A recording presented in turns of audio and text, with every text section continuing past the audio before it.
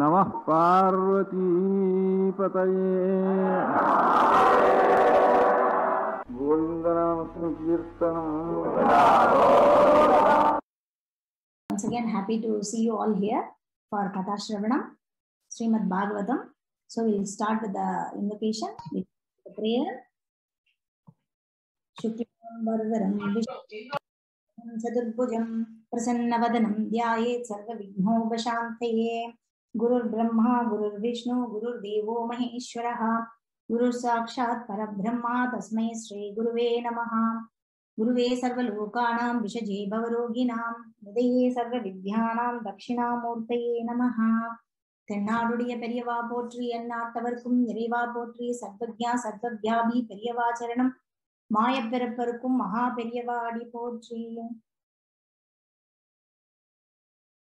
जन्माद्यस्य यतो अन्वयादितरतश्चार्थेषु अभिज्ञः स्वराट् तेने ब्रह्महृदाय आदिकवये मुह्यन्ति यत्सूरयः. तेजो वारिमृदां यदा विनिमयो यत्र सर्गो मृषा धाम्ना स्वेन सदा नरस्तगुहकं सत्यं परं धीमहि. मूकं करोति वाचालं पङ्गुं लङ्घयते गिरिं यत्कृपातमहं वन्दे परमानन्दमाधवम्. So in the last session we have been seeing that Swargarogana Parva, where Pandavas, all the Pandavas, they went to Swargalogam, and now Parikshit is ruling the kingdom. Parikshit is a grandson of Yudhishthira. So Yudhishthira and all the Pandavas, so they were ruling the kingdom now. So he began to rule over the world as a great devotee of the Lord. He's a good person. So he ruled by these, great qualities which are foretold by saints and sages. So King Parikshit, he got married. He got married to the daughter of the King Uttara, and got 4 sons. And the elder one is Janamejayan. From him only we got the Mahabharata. So now the Parikshit is ruling the kingdom. So when Maharaja Parikshit, once he was on his way to conquer the world, so he saw that the Kali Purushan, disguised in the form of a king, and he was hurting the legs of a cow and a bull. So the king at once, he caught hold of him and punished him, this Kali Purushan. So means the age of Kali. The age of Kali means, all mismanagement and quarrel only. So Parikshit became very angry. He said, "Now who are you? See, how come you are here, and how dare you, you do go hatti here. Go hatti means killing the cow. So you kill a cow in my Rajyam, in my kingdom. Because, in those days, we had cow in each and every house. Cow is considered to be very sacred animal, because as all the devatas, all the demigods or all the devatas is considered to be inside the cow. Moreover, if one wants wealth, they worship the cow. Cow is considered to be Mahalakshmi. So they worship the cow. So we have to protect the cow. See, our ancestors have told us how to protect a cow, how to keep our cow shed, how to keep our cow shed clean. Because even this cow dung is said to be very sacred. The urine of the cow is said to be gomium. That's called gomium. It's said to be very sacred. See, nowadays, researchers, found that this cow dung, gomium and everything has got some medicinal properties and everything. So it's a good manure also. So this cow milk, if you drink the pure cow milk, it's full of immunity. So these are all, from medicinal point of view, But in those days, they protect and consider the cow as a very sacred god. They pray the cow. Every day they used to give food, and they pray the cow as a god, it's a living god. So we get pure milk, curd, ghee, everything from the cow. If you plant a tree, you know, in the soil, from the soil, the cow dung, the vegetables, you know, coming out of the plant is like a tonic. Ancestors, they eat that, and they were all very healthy in those times. So now, when Parikshit asked this Kalipurushan, who are you? The king who was about to, no, Kalipurushan he's disguising himself as a king, no, was about to kill the cow, said, I am Kalipurushan. Hearing that, this Parikshit said, oh, how come Kali? How come Kali in my kingdom? You have entered my kingdom? It's so wondering. Kali said, I have not entered now. I have entered your kingdom, you know, long back, during your grandfather's period. That tenure itself I have entered. Maharaja Parikshit, you know, dabbed him. You know, he was very angry at him, saying that I will kill you if you're doing this. Now Kali got, you know, scared. Kali got scared and he began to tremble in fear. And Parikshit was, you know, qualified to accept the surrender. So Kali now surrendered. You know, I don't want to be in your kingdom. You know, he surrenders. He was in great fear now. Because Parikshit is not an ordinary person. He's a great warrior. He's a son of, you know, he's coming from Arjuna, isn't it? So he's a great warrior now. So, and also Parikshit, you know, he's a qualified to accept the surrender and worthy of being, you know, sung in history. Now we are, you know, now praising Parikshit now.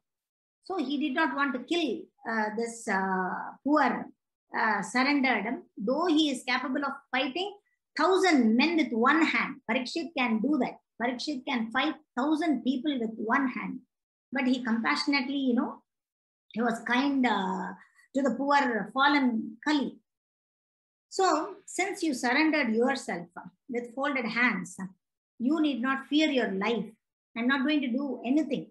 But since, you know, they have inherited the fame of Arjuna, you cannot remain in my kingdom. For you are a friend of irreligion. Kali is a irreligious fellow, isn't it? So this is because the principle of religion, namely the, you know, austerity, cleanliness, mercy, tolerance, you know, truthfulness may be followed by the follower of any faith. So if Kali or irreligion is allowed to act as the, what can I say, if he is allowed to act as an executive head, then what will happen? Certainly irreligious principles like, you know, greed, falsehood, robbery, incivility, trickery, misfortune, so many things like cheating, quarrel, vanity, you know, will be bound. Yeah. So this Kali has to be, so, but Parikshit said, oh Kali, you cannot remain in a place of yagam or yajnam. In those days, yagam and yajnam, everywhere yagam and yajnam was conducted. So he says that you should not remain in the place of yagam and yajnam, where the Supreme Lord is the beneficiary of all kinds of sacrifices. They do sacrifices in the yagam and yajnam. And so in all the sacrificial ceremonies, although, you know, demigods, although, you know, sometimes demigods are worshipped, but the Supreme Lord is worshipped because he is the super soul of everyone. He is the super soul of all the demigods, all of us. And, you know, he exists both inside and outside the air. You know, everywhere it is, you know, in the place of yagam or yajnam, in the place where yagam or yajnam is conducted, you know, Lord is there everywhere. So, because it is he only who awards all the welfare to the worshippers. So, Bhagavan is present as fire. In the yagam, you know, fire. So, he is present as fire, as a stone, as a sand, and ghee. Pouring, you know, in yagam they pour ghee. So, he is present as a ghee and everything in the yagam. So, in the yajnam, he is present as the owner who is doing the yagam and owner's wife, and as well as the yajna bhumi. where it is conducted. So, but Kali asked, "Oh Maharaja, because their exam is conducted, okay, I will not be there, okay, please. But please fix some place for me where I can live, permanently under the protection of your government." So Parikshit told, "Okay, so I will tell you certain places where you can live. I will give you certain place where you can live. Okay, so you can reside in places where gambling, drinking, prostitution, and animal slaughter are performed." See, there and all Kali is there. He's contaminating, he's adulterating the brain. But Kali said, "This is not enough for me. This place is not enough for me. I want some more place." And because of his begging, I want some more place. I'm not restricted to these places alone. So I want some more place. The king gave him permission to live where there is gold, where there is money, lot of money, because wherever there is gold, there is also falsity, intoxication, and lust, envy, and enmity. See, that is why even a shiny shiny paper attracts everyone. Of course, they will come and see, "Oh, is it a gold?" So, but who desires progressive well-being, who desires a progressive well-being, especially the kings on those days, kings, religionists, public leaders, and the brahmanas, sannyasis, should never come in contact with the four above mentioned irreligious principles. So the Kali is such that Kali is such a kind of intoxicating thing. Kali, see, the very day, the moment Lord Krishna left the earth, the Kali, who promotes all kinds of irreligious activities, came into this world. When Krishna was there, everybody was, sukhi. Everybody was happy. But as long as the great, powerful Parikshit remains the emperor of the world, there is no chance of Kali flourishing. That was what was happening at that time. So, Ekada Dhanurad, see, once upon a time, like Maharaja Parikshit, while he was engaged in hunting in the forest, became extremely fatigued, became extremely, he got fatigued, hungry, and thirsty while following a male deer stag. So while searching for water, he was searching for water. He was away from all the soldiers. He came away from all the soldiers searching for this deer. He came behind that stag, and he went into a hermitage. He entered the hermitage of great Shamikar. Shamikar is a great sage. He was a great sage. He was sitting and doing tapas. He was in the meditation, state, silently sitting with closed eyes. The sage Samikar, in whose hermitage the king entered, was in yogic trance. So that is yogic trance means the sage's sense organs, breath, mind, and intelligence were all restrained from the material activities, and he was situated in a trance. Apart from the three, the trance means it's above the three state, like wakefulness or dream and unconsciousness. He was above the state. Samikar was sitting like that, and he is in that state. Having achieved that transcendental position, the transcendental position is qualitatively equal to the supreme absolute. That is the state of Layam. That is called the state of Layam. He is in the state of Layam. Layam means, it is said, Puja Kodi Samam Stotram. Stotra Kodi Samam Japah. Japa Kodi Samam Dhyanam. Dhyana Kodi Samam Layah. That is, if we do puja for 1 crore times, then that is equal to a stotram. Doing one stotram. And if you recite the stotram for 1 crore time, then that is equal to doing japam. If you are doing japam for 1 crore time, then it is equal to doing a dhyanam. And if you do dhyanam, for more times, that much times, then we goes to that layam state. There is one minute difference between the dhyanam and the layam. Because in this dhyanam state, one knows that we are seeing inside. We are seeing inside, but this will not happen in the laya state.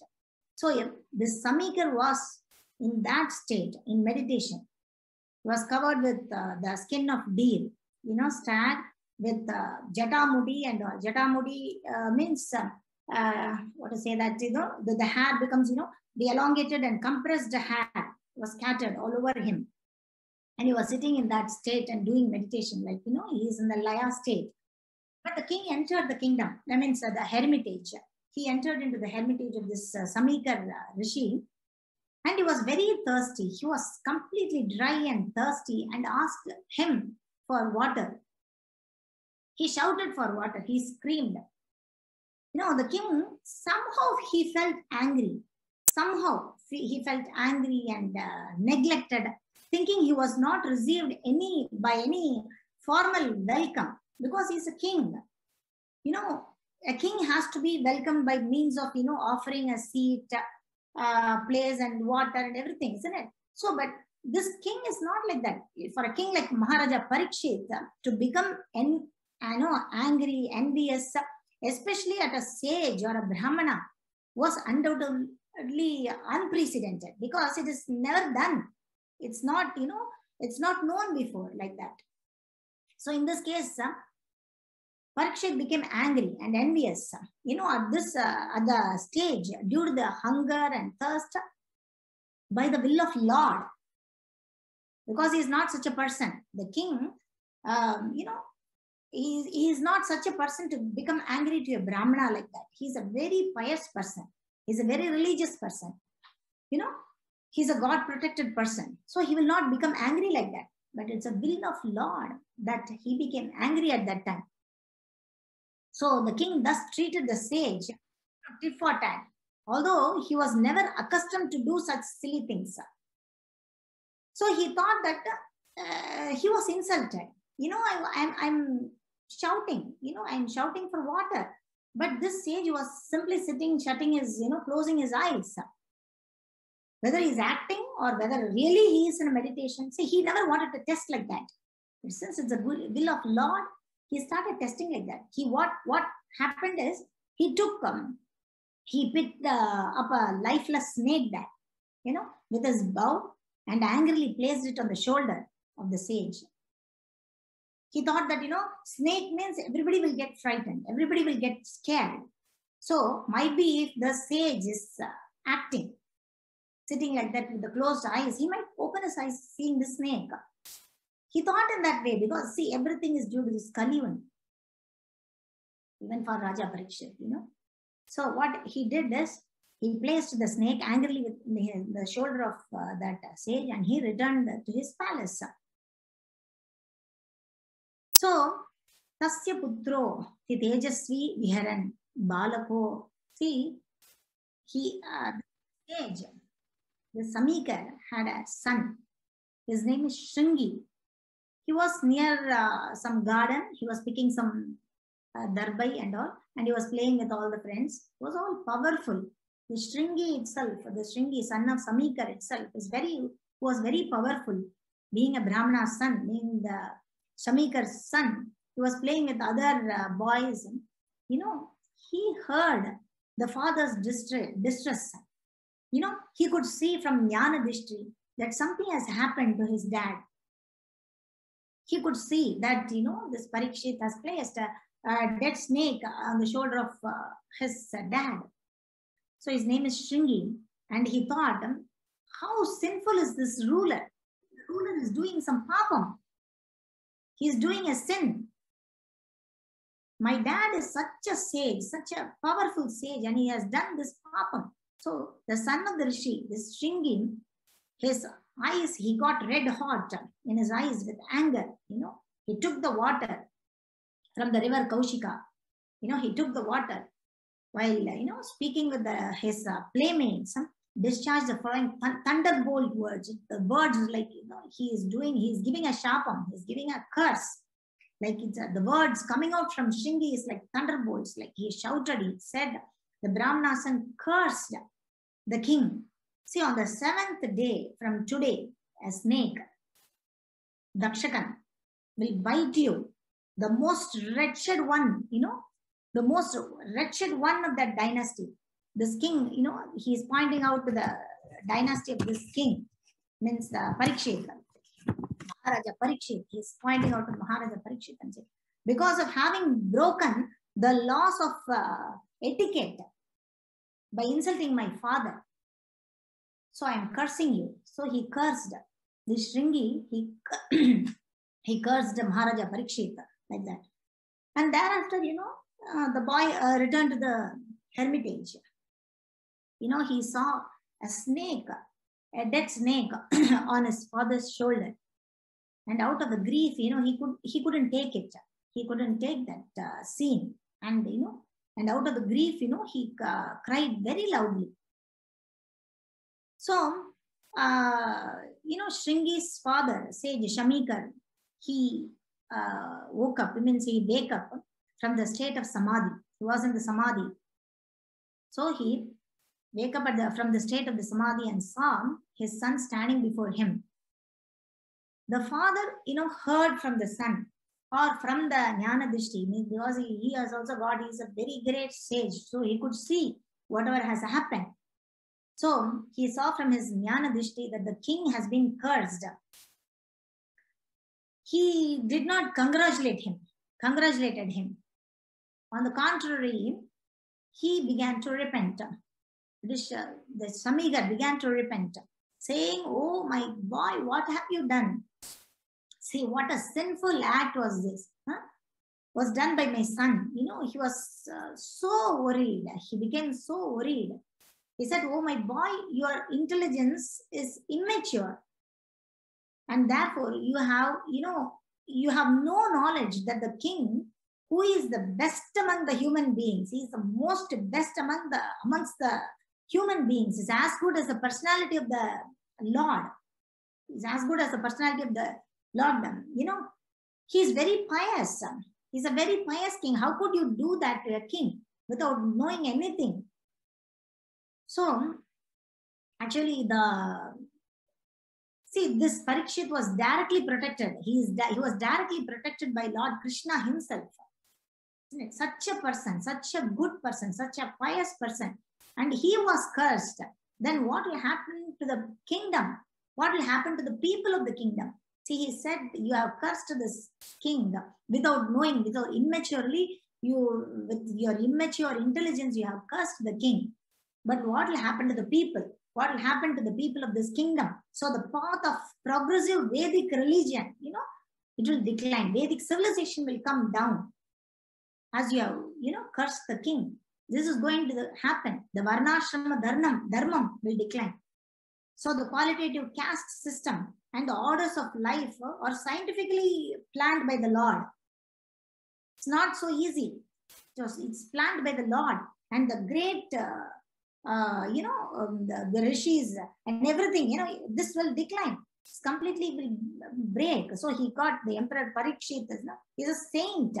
It's considered as a saint among the royalty, So the rishi, he got worried and he prayed for his son to the Lord, He prayed, the rishi prayed to all-pervading Lord to pardon his immature son. So the way he behaved, who had no intelligence and who committed the great sin of cursing a person who was completely free from all sins and who was a subordinate and who deserved to be protected.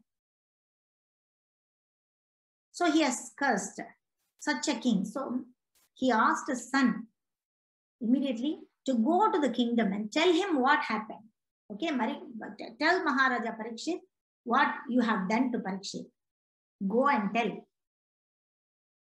So here everybody was asking. The previous thing I have told that all the Shaunakadigal, they asked Sutar about the Parikshit coming to Gangadhiram, isn't it? that question was aroused once.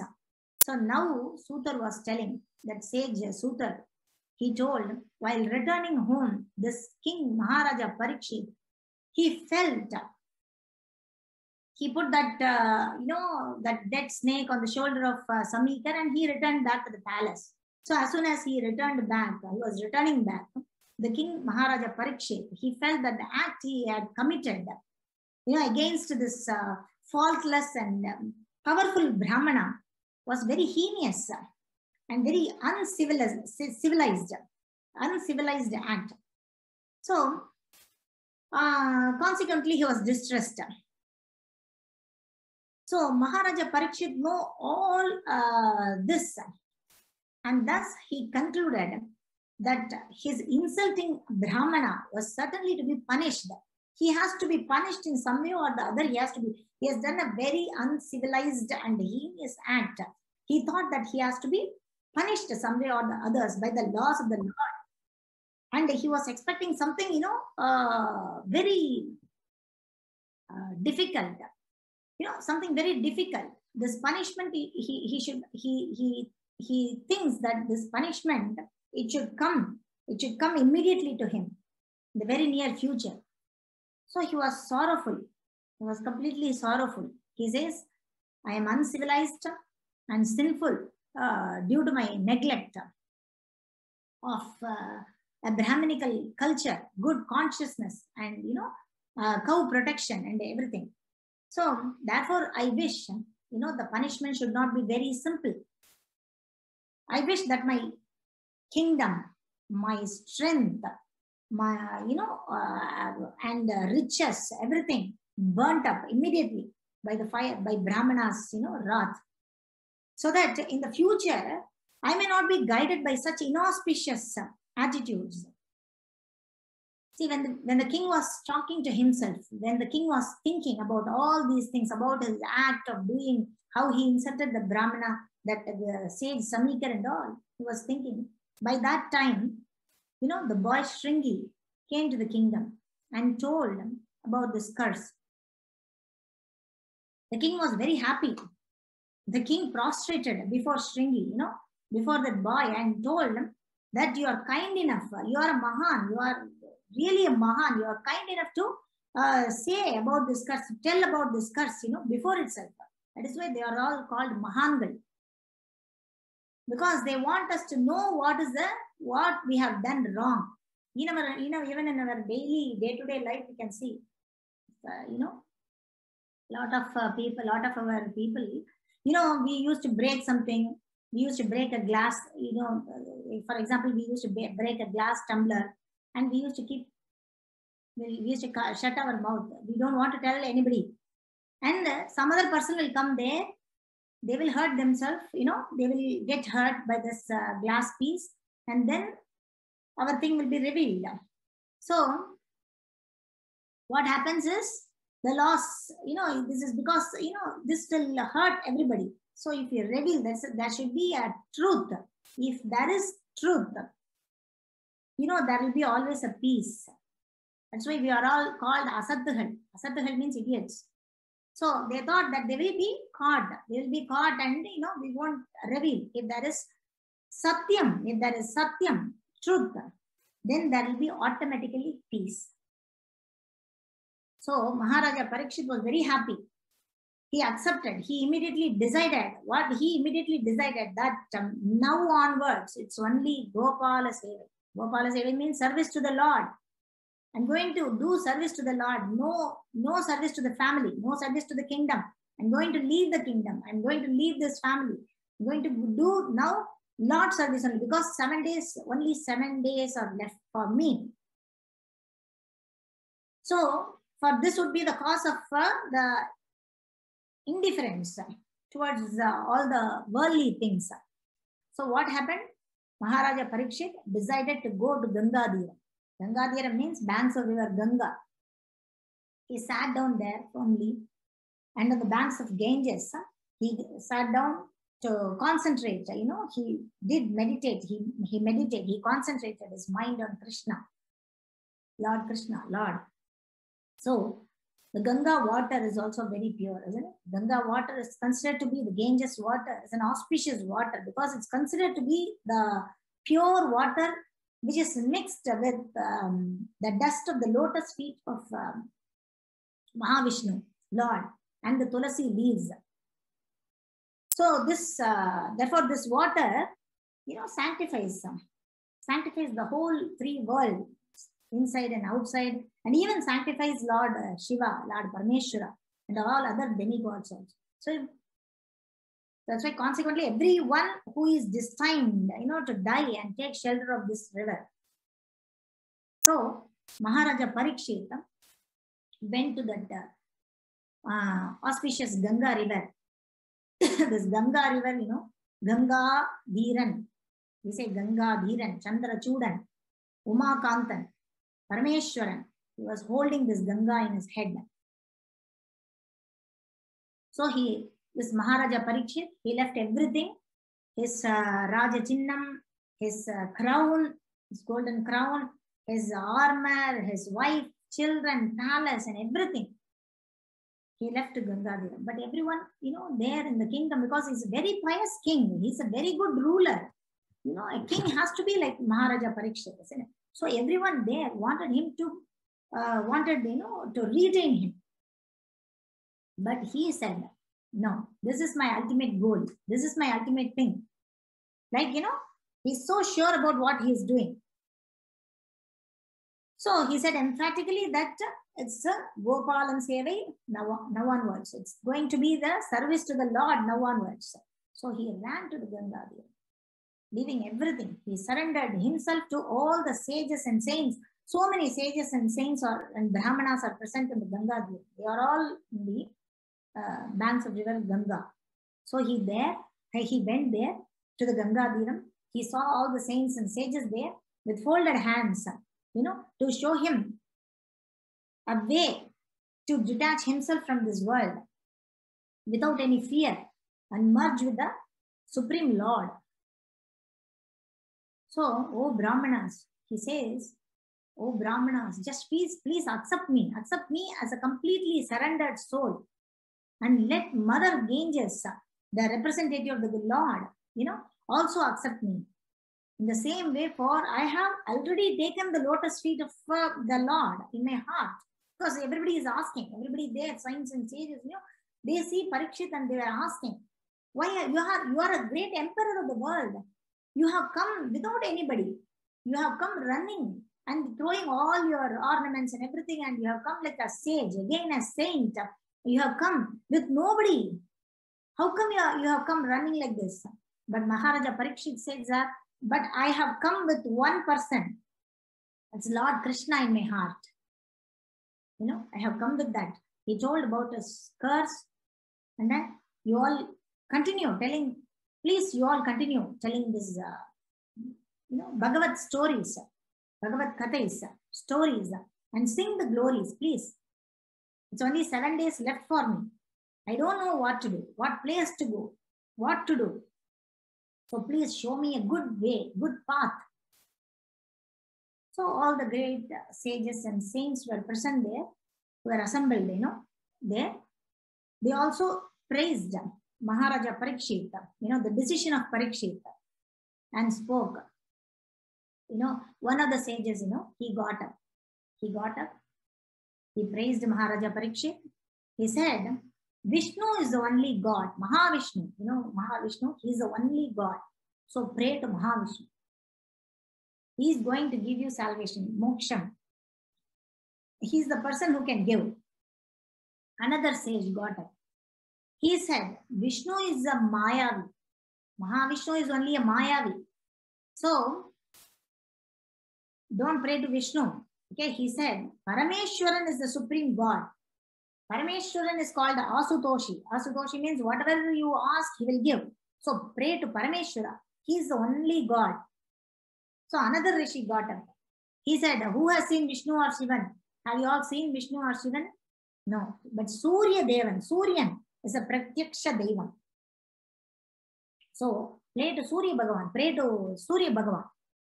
Another sage, he got up. He said, who has seen Suryan in night? In the night time, Surya Bhagavan will not come. But Kalam means time. One cannot see Surya Bhagavan at night, but Kalam, time remains forever. So Kalam is the Devam, that is God. But another one got up and said, Rajan, don't get scared. There is nothing called God. See, even in those times, there is a person telling like this. There is an atheist there. There was an atheist there. And he was telling there is nothing, don't worry. Okay? And another fellow, he got up. Another sage, he got up. He said that doing karma itself will, you will get purified doing your karma. So don't worry. Now, at this point, at this moment, Parikshit got even more scared and even more confused. So only 7 days left. Okay. So many people, so many suggestions from so many sages. Oh Lord, I'm totally confused. I don't know what to do. Please help me. I don't know which one to follow. See, everyone is a sage there. So by that time, he prayed to the Lord. By that time, a great, supreme sage, he came. So the powerful Tatra Bhagavan Vyasaputroho Yadrichayaha Gamadhamano Anapekshaha Alakshya Lingo Nijalama Trishto. The powerful son of great Vyasacharya appeared there. He is the sage who traveled over the earth, disinterested and satisfied with himself. So, as a young boy, he was expected to be properly dressed and everything, isn't it? He was only 16 years old, but he went about naked. And also disinterested in social customs. So he was neglected by a general population. He was surrounded by inquisitive boys and women, surrounded him as, he appeared to be a madman. He always saw. For spiritual salvation, there are many prescriptions according to different modes of different persons. But the ultimate aim of life, is to attain the highest perfection, highest perfectional stage of divine Lord. So, as doctors differ, so also the sages differ in the different professions. So while such thing was going on, the great powerful son of Vyasacharya, he appeared on the scene. He was so beautiful. He was only 16 years old and he was naked, and the hue of his body, it was reflected that of Lord Krishna. So that is, he is called as Sukacharya. Sukacharya, the son of Vyasacharya, he appeared on the scene. See, when we remember, or take the story of Sadashiva Brahmendra, he is also an avadudar like this. He is also an avadudar. Avadudar means like, Sukacharya, he is also an avadudar. This Sadashiva Brahmendra, his family belongs to Madurai. But he moved to Trivusai Nallur, near Kumbakonam. He got married at the age of 17. However, he ran away from home, never to return. He went to Tiruvangad to meet his guru, Paramasivendra Saraswati. So he was very intelligent. The Sadashiva Brahmendra, he was very intelligent. And because of his intense knowledge and intellect, he would argue with all kinds of scholars on various types of Vedanta. He used to ask all the scholars coming to his guru what is Atma, what is Anatma, what is that, what is this?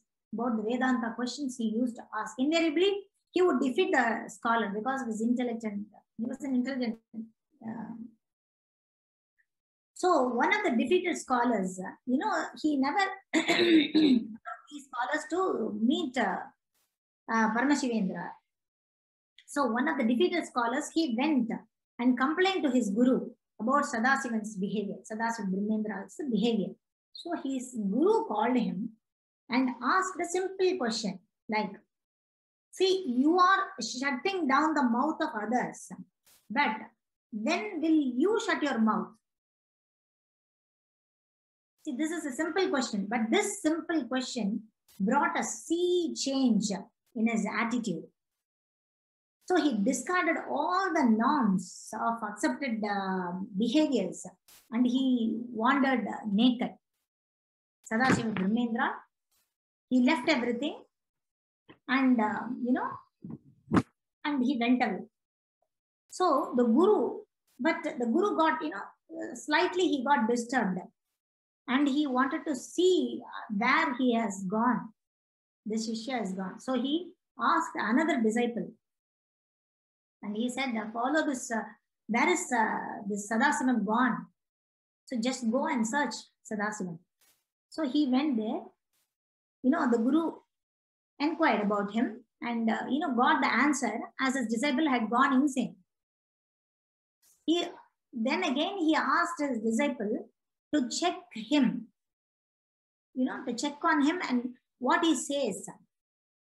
So the disciple came and told, he wrote down what Sadasivam says, and he, and told him that Sadasivam has gone mad. He left, he removed all his dress and everything and he has gone mad and he's shouting like that. And he said that whatever he said, he has written in a paper. He has noted down. And he said to his guru, Chiran Magne Namta Pragriti Vishame Janma Jaladau Maya Punye Labda Guruhu Amrita Chintamani Rahoho. See, this slokam is a Vedantic slokam. He ran shouting, the disciple was telling to this guru, he ran shouting this slokam. The meaning of this slokam is samsara. Samsara means our life, It's a big ocean. And I have been struggling hard to come out of this ocean. I have been trying, I'm drowning myself in the ocean. I'm drowned. And I'm trying to escape from this. I'm searching for something to get hold of it. I couldn't find anything. But something hit me. And I caught hold of something. I looked at it. It's not a wooden stick. It's a Chintamani. Chintamani means use whatever you want. And that Chintamani, who is that Chintamani? What is that Chintamani? That Chintamani is Guru. Sadguru himself is the Chintamani. So, when I got that Chintamani, I could easily get into my home. My home means Moksham. Moksham is the home. Moksham is described as home. So, this Chintamani here, like Sadasiva Brahmendra, Maharaja Parikshit is also struggling. Maharaja Parikshit is also, wants something to hold. All the sages, all the different things are happening. I don't know what to do. Now I'm getting confused. Now, but I could hold a Chintamani, a Guru's feet. Guru's feet. Guru is a Chintamani who can give us whatever we want. So that Guru here for Maharaja Parikshit is Sukacharya. Sukacharya is that Guru for Parikshit was, searching. He was getting confused and all. He surrendered to the Lord to show the Guru. So the Lord also showed this Guru. That is Sukacharya. So he came there. He appeared. The Sukacharya, was then all the sages, the saints know about Sukacharya. How a perfect being, he is the Lord. The Guru is the Lord. Guru is the ultimate Lord. So they all know about Sukacharya. So they all the saints and sages and demigods and gods, just as they all surrounded, surrounded this Sukacharya. All the saintly sages and demigods, just as a moon is surrounded by stars and planets and other heavenly bodies. His presence was so gorgeous and he was respected by all. So we'll close this session with this, and we will see in the next session how the Sukacharya, is giving, a solace to Parikshit. And Parikshit, how Parikshit was asking Sukacharya, and how Parikshit got a solace from Sukacharya. The whole Bhagavatam comes now from the Sukacharya. So we'll pray to Sukacharya and Vyasacharya, and our Paramacharya and everybody. So we'll close this session. Om Purnamada Purnamidam Purnat Purnamudachyate Purnasya Purnamadaya Purnamevavasishyate. Om Shanti Shanti Shanti. Thank you all. We'll meet in the next session. Thank you very much. Thank you. Bye. Namaskaram, Ram. Thank you. Thank you all. Namaskaram, Ram Ram. Bye. Thank you.